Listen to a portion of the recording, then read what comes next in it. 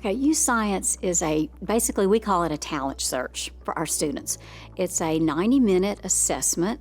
It kind of checks your ability, your interest, and then it pairs you with best fit careers.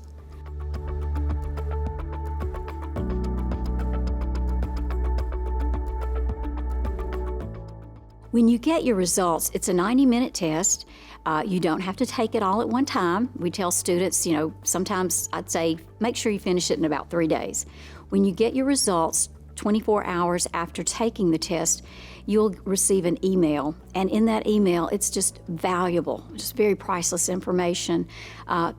Key pieces are the terms that describe you, words that are about you. It's not anybody's opinion, not even yourself. It's factual about you. And so these are terms that can help you when you're interviewing or when you're writing resumes. It just strengthens who you are. It strengthens your talent, your hardwired already talent. So that's a piece we like. It talks about your personality. And those are things that you come hardwired like that. Then there's also a piece about your interest, what you're interested in. Interests sometimes can change, but paired together, this can give you a great further knowledge of yourself that you may not have even been aware of to take you on to your career path.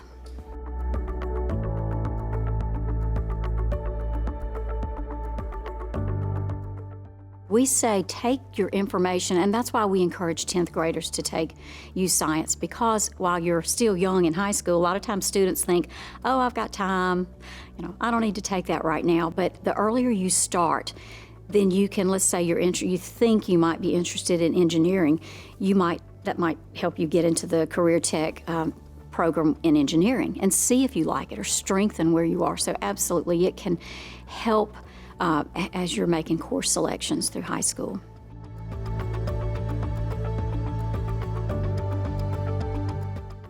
Well, YouScience is a very studied, accurate assessment. It's really one of the best that we have seen that can capture information, because a lot of times on other tests you kind of know you can even manipulate some. You really can't on this one. There's no grade, no score, so we tell students just do it. You're not going to like some of it, you're going to love some of it, but you're not good at everything, so it will tell you. And so the piece that we love is that it is something you can hang on to for 10 years. I mean, what a gift, 10 years. You can refer back to it. And when another thing that we tell students, I actually had a student this week call me and he said, Miss Lunsford, can you write me a letter of recommendation? My first question is, have you taken YouScience?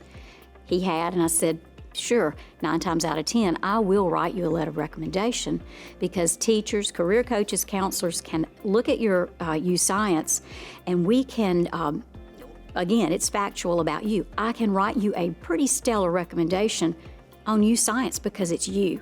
So we want to make you successful and look good as you further your career path. YouScience is key. To me, it's foundational to anything you're going to learn in this Imagine the Possibilities. Start with YouScience.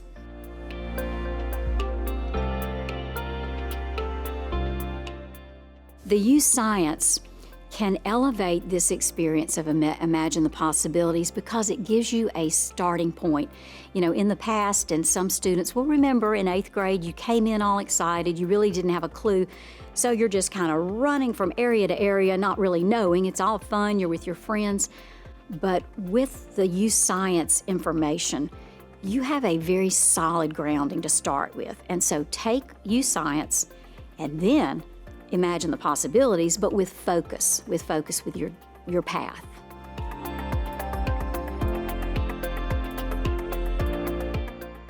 In regards to professional dress, how you approach, let's say an interview, it's really important to know that your first impression is everything. A lot of times students come in, you might be prepared, like we've discussed with a lot of students about YouScience. You may know everything about you with YouScience. You may feel very confident going into an interview, but not being dressed appropriately and not having a professional appearance can totally negate everything that you've prepared for. I mean, like, you won't get hired if you're not dressed right. So it's important to think about how I want to present myself. And today we tend to be a more casual society. So this one's a little tricky sometimes, but when you go for an interview, or even I tell students a lot of times a starting career, a starting job, let's call it, a starting job, let's say you go to McDonald's, and a lot of times we tell students, just stop by with your resume in hand. It's not an actual interview. And we tell students, when you do that, you dress like you're going for an interview. So what do I mean by dress for an interview? You're not going to school. You kick it up a notch, and you dress like you're going in there to make an impression. You want the job, and you let them know, just by the way you look, I want this job.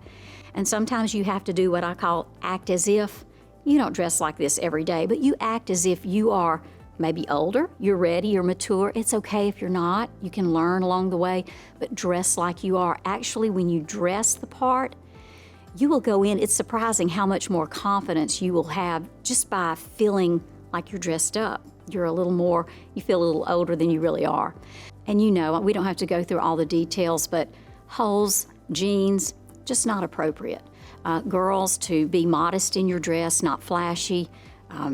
Guys, maybe shirt tucked in. I've seen it time and time again. It can make all the difference in getting hired for a job. So another thing I tell students, y'all are so good on looking up things on the internet, Google it. Just Google making a first impression. Google dressing for success. It's all out there for you, so you don't have to take my word for it. Check it out for yourself. Dress for success.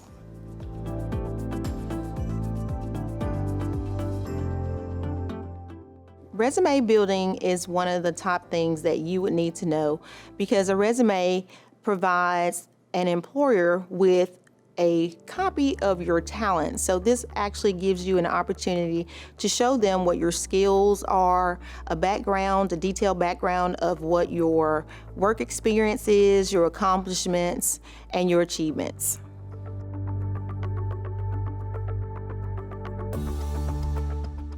Well, I would say there are top 4 things. When you're creating a resume, number 1, you need to be honest. You want to ensure that the information on your resume is true and accurate, because employees verify that information and that content, and they may ask you questions in regards to that during your interview.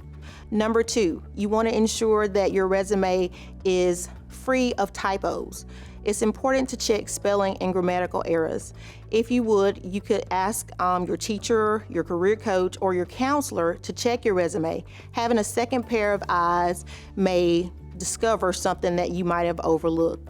Number 3, list your work experience in chronological order, starting with your most current job first. And number 4, make sure that it's brief. Employers don't want to spend a lot of time thumbing through different pages, so make sure that it's brief and to the point, typically 1 page, no more than 2. Remembering some of these tips can help you improve your resume and move it forward instead of it getting tossed in the trash.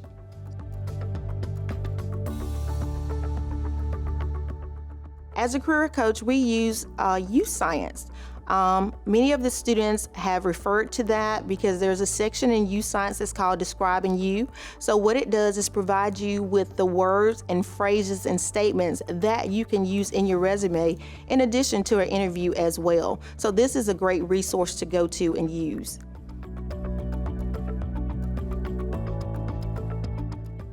Again, you want to go back and make sure that everything on that resume is true and accurate. This is your time to shine. So you will have an opportunity to tell them a little bit about yourself and explain those things that you do that make you a good fit for that position or job.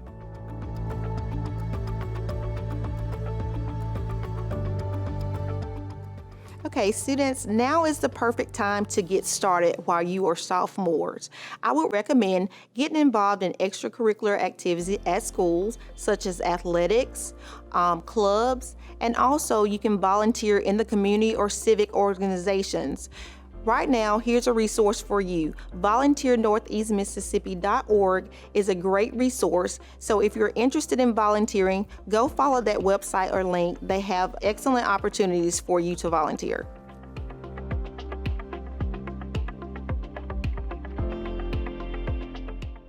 I love working on interview skills with our students at New Albany High School, and one of the things that I have to remind them to do is make that first impression memorable, and also to let them know that they have to brag on themselves a little bit when we do interviews, and that's hard for students.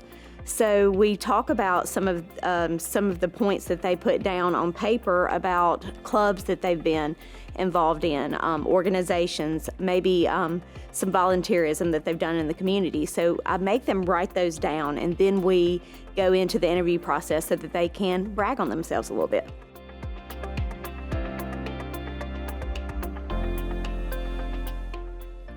I believe that the interviews that I have conducted myself and sat behind a panel on, they will say, tell me a little bit about yourself. So engage in conversation.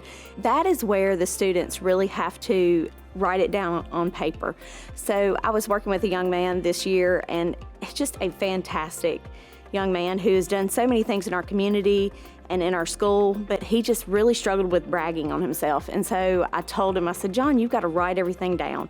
I said, and really look at this sheet of paper and see what all you have accomplished so far. I said, and let's talk about how we can tell someone about that. An Eagle Scout, Anchor Club, Beta Club, working with autistic students, all those things. He's got to be able to tell someone all about him. Even though I knew it about him, he has to be able to tell someone who does not know him. They also may really ask you about your strengths and weaknesses. That's always kind of tough if you don't prepare for that, because off the top of your head, you may not really know what your strengths and weaknesses are. I find that the students have more trouble with their strengths than they do their weaknesses. They know their weaknesses. I also try to tell them to take their weakness and turn it into something positive. Say that you're working on trying to fix that weakness. And I think that is something that you have to plan for a little bit. You have to practice that. So I believe mock interviews are very important. So we do those in classrooms with the students. We'll do mock interviews where I'll have them come up to the front of the class, and I'll be the employer that's interviewing them, and all of their classmates are watching. And so it makes them nervous, but it also helps them prepare for that.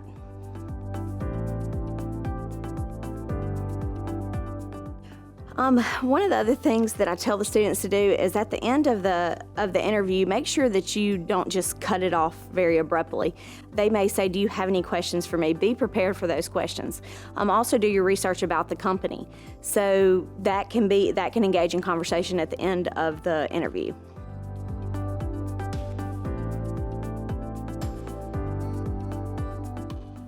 YouScience is a wonderful tool that we use with our students throughout our cohort, and it tells them their strengths and weaknesses that maybe they didn't even know about themselves, and so they can implement that into their interviews.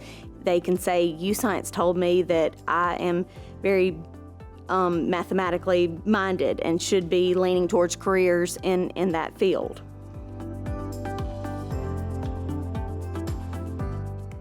Some people really may not be that spontaneity, be able to just roll with it right off the bat. And so you do have to practice, and you may not get that job right off the bat because you may have been nervous. You may have stumbled on your words. You may have not been able to sell yourself right there, right off the bat. So I say take what you learned in those interviews and try to better yourself and implement that into further interviews. I also really encourage our students to write thank you notes after every interview.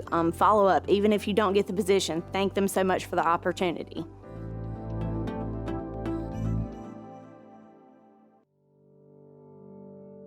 First and foremost, dress for success. Again, that's your first impression. Right as you walk in the door, you're making that first impression. So dress for success is very important.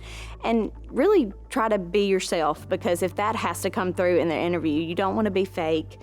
You want to really show who you are, and are you the best fit for this position.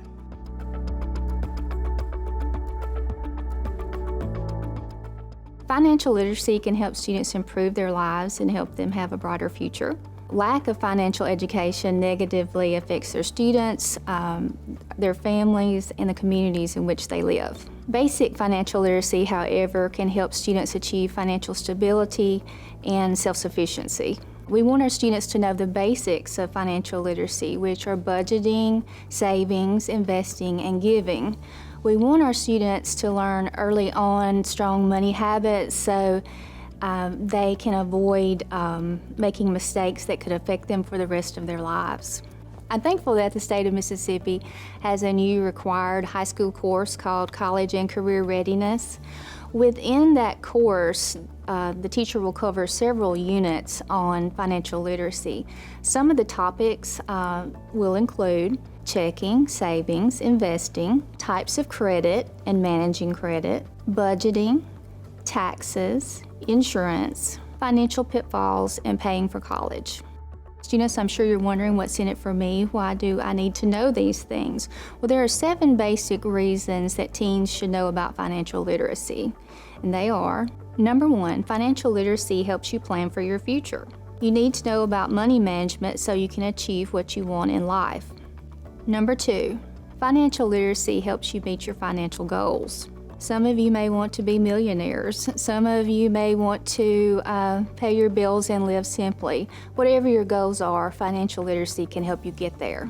Number 3, financial literacy can help you get through hard times in life. Life does not always go as planned. Sometimes there's sickness. Sometimes things tear up at your home and need to be repaired.